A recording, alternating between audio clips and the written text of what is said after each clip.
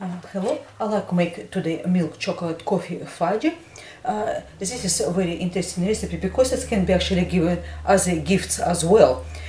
So you can actually give it them actual fudge inside cookie cutters. So we can wrap them in a clear cellophane and put and make and tie some ribbon, and it actually makes great sort of present, as well as if you can even include a recipe card with it how to make milk chocolate coffee fudge.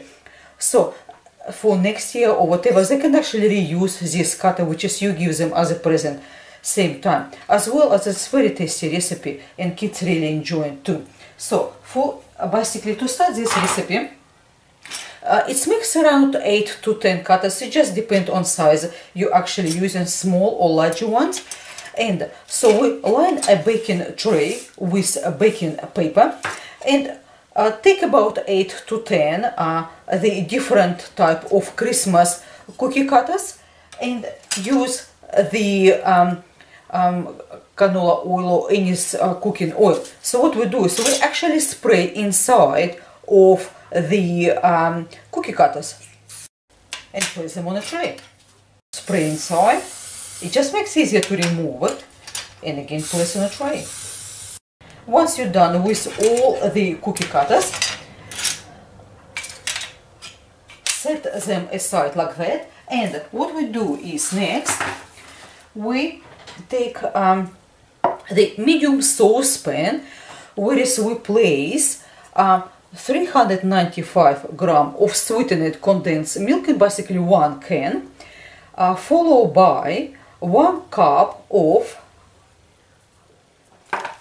brown sugar. It's about 220 grams of brown sugar, followed by 2 tablespoons of glucose syrup. What you do is spray a little bit your plate. It makes it easier with cooking spray. It makes it easier to just remove glucose syrup from a plate.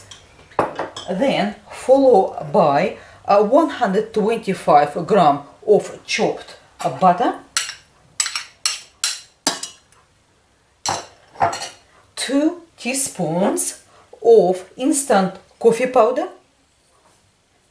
And what we do is we place our saucepan on top of a stove and cook, stirring without boiling for about 10 minutes or until sugar is dissolved.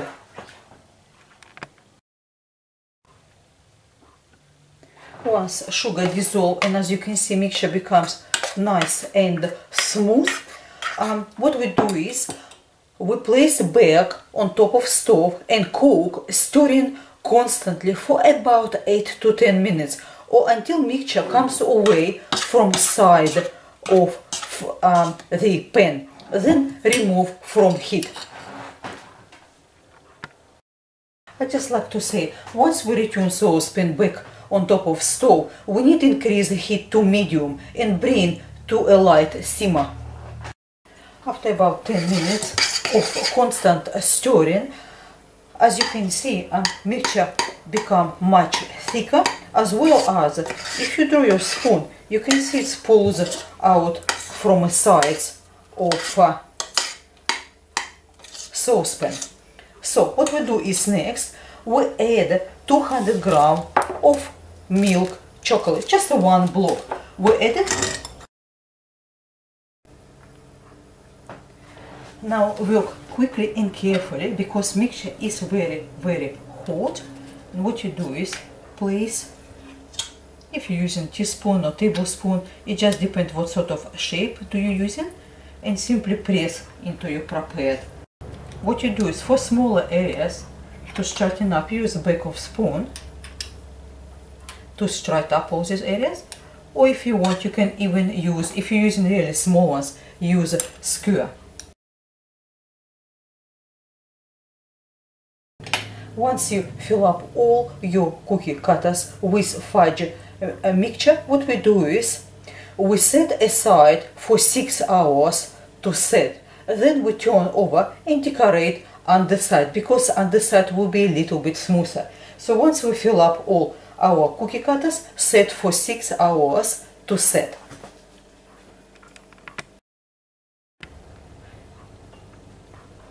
Once fudge is set, what we do is we're using various edible confetti pastel stars, the soft sugar pearls, rainbow ones, or this sort of candy shapes, neon stars, anything what you available in your country, basically you're able to find. And to decorate, it's very simple. You just simply place various decoration and slightly press them in. I think we put red one on the middle.